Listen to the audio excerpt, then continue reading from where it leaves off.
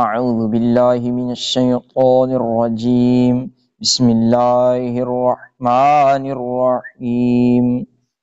قرآن پاک میں کچھ الفاظ ایسے ہیں جو کہ مشکل ہیں، ان کو اچھے طریقے سے سمجھا نہ جائے تو پڑھنے والے بعض اوقات بڑی بڑی غلطیاں کر جاتے ہیں۔ اسی طرح ایک یہ خالی الف ہے، کیونکہ اس پر زبر زیر پیش نہیں ہوتا تو پڑھنے والا اکثر کنفیوز ہو جاتا ہے کہ اس پر زبر یا پیش آئے گا یا نیچے زیر آئے گی، اور یہاں پہ جب پڑھتے پڑھتے بچے پہنچتے ہیں تو وہ بھی حیران ہو جاتے ہیں اور پوچھتے ہیں کہ اس پر کون سی حرکت آئے گی۔ تو یہ میں نے مختلف جگہوں سے مختلف آیات لی ہیں تاکہ آپ کو اچھے طریقے سے سمجھایا جا سکے۔ اس ویڈیو میں ہم کب خالی الف پر پیش آتا ہے وہ بھی پڑھیں گے، وہ اصول بھی پڑھایا جائے گا، اور کب خالی الف پر زبر آتا ہے وہ اصول بھی آپ کو بتاؤں گا، اور کب خالی الف کے نیچے زیر آئے گی۔ بعض لوگوں نے اس میں اپنے ذہن کے مطابق کچھ قواعد، کچھ اصول نکال لیے ہیں کہ تیسرے حرف کے اوپر جو حرکت ہو، زبر ہو تو الف پر زبر آئے گی، تیسرے حرف کے نیچے زیر ہو، جس طرح یہاں پہ با کے نیچے زیر ہے تو الف کے نیچے زیر آئے گی۔ ہاں، یہ اصول کہیں تو چلتا ہے اور کہیں یہ اصول بالکل نہیں چلتا۔ مثال کے طور پر اگر صرف یہی اصول بنا لیا جائے کہ تیسرے حرف پر یعنی الف کے ساتھ والا لیٹر چھوڑ کر اس کے آگے جو لیٹر ہے اس پر جو حرکت ہے، پیش ہے تو الف پر پیش، زبر ہے تو الف پر زبر، زیر ہے تو الف کے نیچے زیر آئے گی، تو یہاں پہ دیکھ لیں الف کے ساتھ لام ہے، لام کے آگے وال ہے، غال کے نیچے زیر ہے، تو کیا اس کو الذی پڑھیں گے؟ اب اس کو سب الذی پڑھتے ہیں نا۔ اب آیا کہ اگر یہ اصول اگر ہر خالی الف پر نافذ کیا جائے تو اس پر بھی الذی، اس کے نیچے بھی زیر آنی چاہیے، تو کہیں کسی جگہ پہ یہ اصول بالکل نہیں چلے گا کہ تیسرے حرف پر جو حرکت ہے، زبر ہے تو زبر، پیش ہے تو پیش، زیر ہے تو نیچے زیر آئے۔ ہاں، کہیں کہیں یہ اصول چلتا ہے۔ اب یہاں پہ دیکھیں کہ یہاں پہ سورہ یوسف کی آیت ہے اور یہاں پہ آگے جو اور سورت کی آیات لی ہیں، تو یہاں پہ ہم پیش سیکھیں گے کہ پیش کب آتا ہے۔ یہ جو آپ کو بتاؤں گا تو آپ کو یاد ہو جائے گا کہ کس الف پر پیش آتا ہے، تو یہاں پہ ہم یہ دونوں پہ پیش آئے گا، پیش کیوں آئے گا یہ سیکھیں گے۔ تو یہاں شروع کرتے ہیں سورہ یاسین شریف سے کہ یہ سورہ یاسین کی آیات ہیں۔ سورہ یاسین شریف کی اکثر تلاوت کی جاتی ہے، بڑی برکت صورت ہے، بہت اس کے فضائل ہیں، لیکن یہاں پہ بہت سے لوگ غلط پڑھتے ہیں، اس کو التابعو پڑھتے ہیں، کچھ کیا پڑھتے ہوں گے، اور جو صحیح پڑھنے والے وہ بھی کنفیوز ہو جاتے ہیں کہ پتہ نہیں ہم صحیح پڑھ رہے ہیں یا غلط پڑھ رہے ہیں۔ تو یہ بات سمجھ لیں کہ الف کے ساتھ لام نہ ہو۔ ناس میں یا سورۃ ہمزہ میں آپ کو دکھایا، اس میں الف کے ساتھ لام ہے، اس کا طریقہ کار پڑھنے کا حکم جدا ہے۔ الف کے ساتھ والا لیٹر لام نہ ہو، کوئی اور لیٹر ہو، جس طرح الف کے ساتھ یہاں پہ تا ہے، تو اس میں یہ قاعدہ ہے کہ الف کے ساتھ والا لیٹر اگر لام نہیں ہے تو الف کے ساتھ والا لیٹر کوئی اور ہے تو اس لیٹر کو چھوڑ کر اس لیٹر کے آگے جو لیٹر ہے اس کے نیچے زیر ہے تو الف کے نیچے زیر آئے گی، ٹھیک ہے۔ اگر اس کے اوپر پیش ہوتا ہے یا زبر ہوتا ہے تو اس کا حکم جدا ہے، لیکن الف کے ساتھ والا لیٹر لام کے علاوہ لیٹر ہے تو اس کو چھوڑ کر اس کے ساتھ جو لیٹر ہے اس کے نیچے زیر ہے تو الف کے نیچے زیر آئے گی۔ لہذا یہاں پہ سورہ یاسین شریف میں الف کے نیچے زیر آتی ہے۔ بعض لوگ اتبعوا پڑھتے ہیں، وہ غلط ہے، اس کو اتبعوا پڑھیں گے، ٹھیک ہے۔ اس کو اس طرح پڑھا جائے گا، اتبعوا من لا يسألكم اجرا وهم مهتدون۔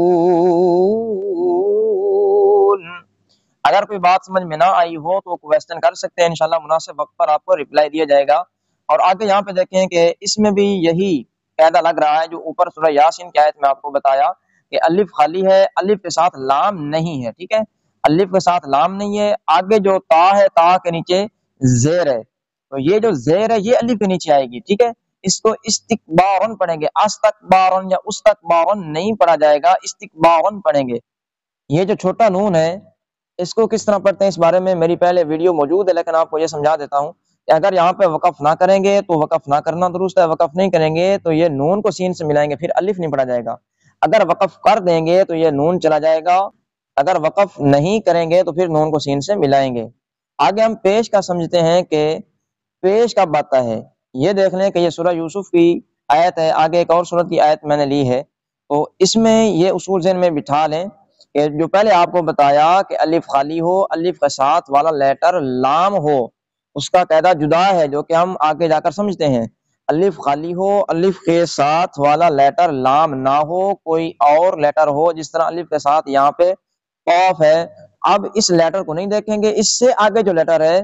دوسرے نمبر پہ اس لیٹر کو دیکھا جائے گا، اس پر پیش ہوگا تو الف پر پیش آئے گا، اس کے نیچے زیر ہوتی ہے تو الف کے نیچے زیر آتی ہے، تو لہذا یہاں پہ جو تا کے اوپر پیش ہے وہی الف کے اوپر پیش آئے گا۔ یہاں پہ وقف کر دیں گے تو یہ جو نون ہے چھوٹا نون نہیں پڑھیں گے، بڑا نون ساکن ہو جائے گا اور یہ الف پر پیش آئے گا۔ اگر وقف نہیں کریں گے تو یہ چھوٹا نون پڑھا جائے گا، چھوٹے نون کو قاف سے ملائیں گے، پھر الف نہیں پڑھیں گے۔ وقف کر دیں گے تو اب بھی درست ہے، وقف کریں گے تو الف پر اپنی طرف سے پیش لگایا جائے گا، ٹھیک ہے، اس طرح پڑھیں گے۔ اقتلوا یوسف او اطرحوه ارضا يخل لكم وجه ابيكم وتكونوا من بعده قوما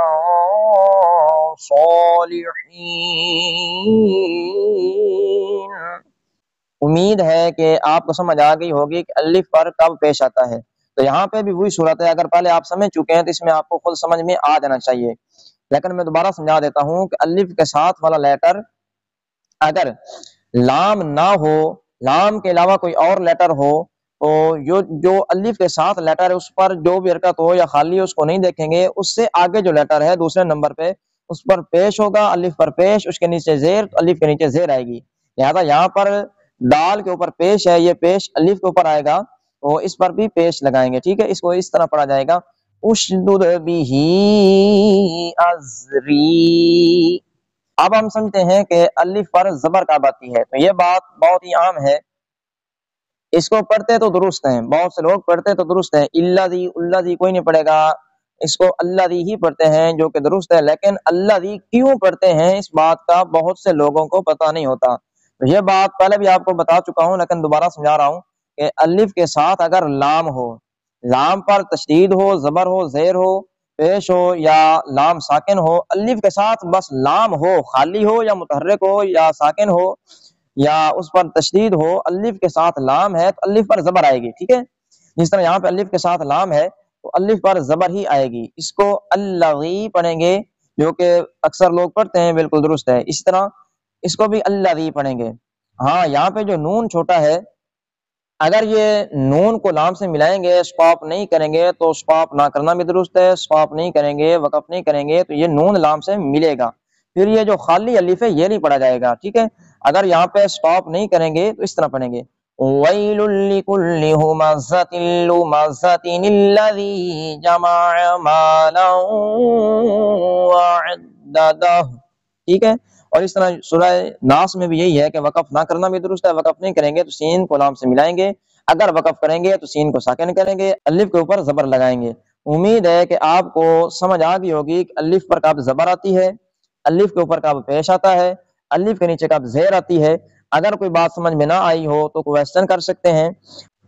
اگر آپ کو ہماری ویڈیو سے کچھ سیکھنے کو ملا ہو تو ویڈیو کو لائک کر دیں، چینل کو سبسکرائب کر لیں، انشاءاللہ آپ کو اس طرح کی انفارمیشن ملتی رہے گی۔ السلام علیکم ورحمۃ اللہ وبرکاتہ۔